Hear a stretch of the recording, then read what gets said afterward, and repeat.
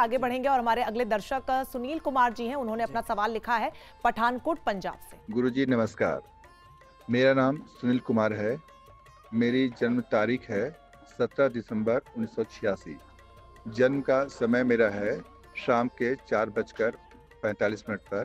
मैं पठानकोट पंजाब से बोल रहा हूँ। मेरे जीवन में बहुत परेशानी चल रही है। कृपया आप ये बताएं कि ये परेशानी से मुझे छुटकारा कब तक मिलेगा। देखिए सुनील जी, आपका जन्म वृष लग्न में हुआ है और आपका पंचम भाव में कन्या राशि का केतु है जो आदमी को हाईली क्वालिफाइड बनाता है। तुला राशि का शुक्र छठे भाव में, वृश्चिक राशि का सूर्य बुध शनि अष्टम में, मकर राशि का चंद्रमा नवें में और कुंभ राशि का मंगल और गुरु आपका दसम भाव में बैठा हुआ है और मीन राशि का राहु आपका एकादश भाव में बैठा जो आर्थिक रूप से आपको समृद्ध बनाएगा। वर्तमान में आपकी गुरु की महादशा में बुध का अंतर चल रहा है। यह समय आपके लिए काफ़ी अच्छा है जो 2 नवंबर 24 से लेकर के और 8 फरवरी 27 तक चलेगा। यह कालखंड आपके लिए काफ़ी उतार चढ़ाव का होगा, अनुकूल नहीं है। इसमें आपको हेल्थ को लेकर के अलर्ट रहना है, नौकरी को भी लेकर के अलर्ट रहना है और सफलता मिलेगी लेकिन काफ़ी रुकावटों के साथ, विघ्न बाधाओं के साथ आपको चुनौतियाँ काफ़ी स्वीकार करनी पड़ेगी, चुनौतियों का सामना करना पड़ेगा। आपको क्या करना है कि हनुमान जी की आराधना करिए और मंगलवार व्रत रहिए और हंग हनुमते रुद्रात्मकाय हुम फट इस मंत्र का जप करिए ताकि जो प्रतिकूल ग्रह आपके लिए अनुकूल फल दे और आपकी परेशानियां दूर हों। गुरुजी अगला सवाल हमें जो भेजा है शिवांश प्रताप सिंह ने भेजा है कटनी मध्य प्रदेश से। नमस्कार गुरुजी, मेरा नाम शिवांश प्रताप सिंह है। मैं उत्तर प्रदेश के बस्ती जिले का निवासी हूँ। मेरा जन्म मध्य प्रदेश के कटनी जिले में हुआ है। समय 11:10, तिथि 27 दिसंबर 2007, दिन बृहस्पतिवार। मेरा प्रश्न यह है गुरुजी, मैं अपनी लाइफ में सक्सेस नहीं हो पा रहा हूँ। मैंने 10वीं का रिटर्न एग्ज़ाम दिया, वो अभी देने जा रहा हूँ। क्या मैं उसमें सक्सेस हो पाऊँगा या नहीं? मैं अपनी लाइफ में सक्सेस उसमें भी हो पाऊँगा कि नहीं? इनका जो जन्म है शिवांश का कुंभ लग्न का है। लग्न में इनका राहु है, पंचम भाव में मिथुन राशि का बैठा हुआ, कर्क राशि का चंद्रमा छठे भाव में होकर बैठा हुआ है, सप्तम भाव में सिंह राशि का केतु शनि के साथ विराजमान है और दसम भाव में वृश्चिक राशि का शुक्र है एवं धनु राशि का सूर्य बुध इनका एकादश भाव में विराजमान है। और वर्तमान में जो इनका समय चल रहा है वह 26 अगस्त 23 से लेकर के 25 दिसंबर 2026 तक शुक्र की महादशा में शुक्र का अंतर चल रहा है। तो जब भी किसी महादशा में उसका अंतर चलता है तो थोड़ा सा उतार चढ़ाव होता है, कई तरह की दिक्कतें आती हैं। तभी जो वर्तमान में समय आपका 3 अगस्त 25 से लेकर के और 3 अगस्त 27 तक का जो कालखंड है बहुत ही अच्छा है। इसमें जो भी आप कार्य करेंगे आपके अनुकूल परिणाम आएंगे।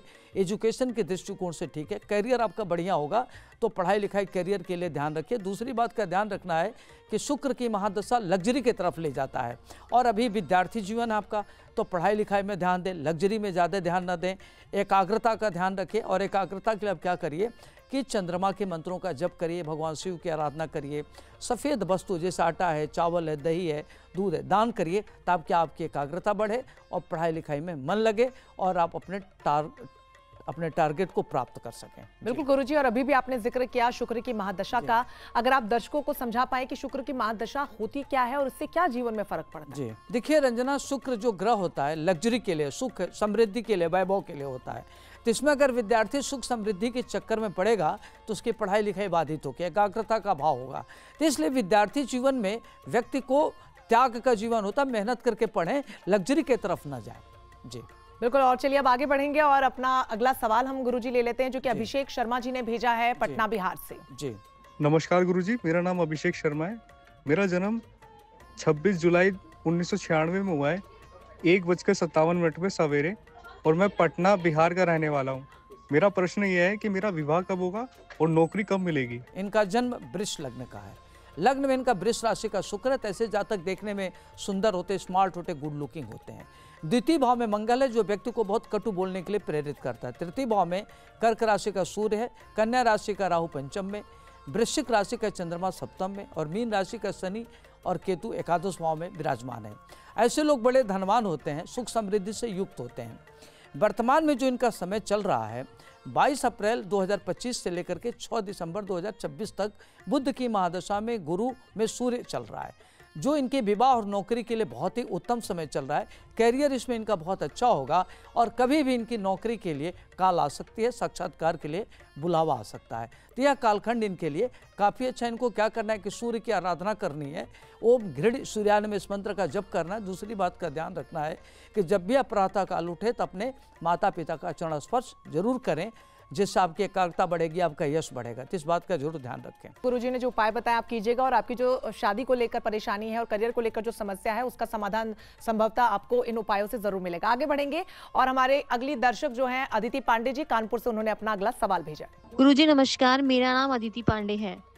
मेरा जन्म 23 जून 2002 को हुआ और मेरे जन्म का समय 1:10 करीब रात्रि में रहा होगा।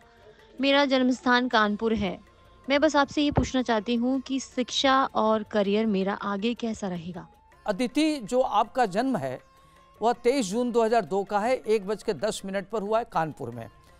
तो आपका जो करियर और शिक्षा के दृष्टिकोण से देखा जाए तो आपका जन्म मीन लग्न का है और आपके तीसरे भाव में वृष राशि का राहु है।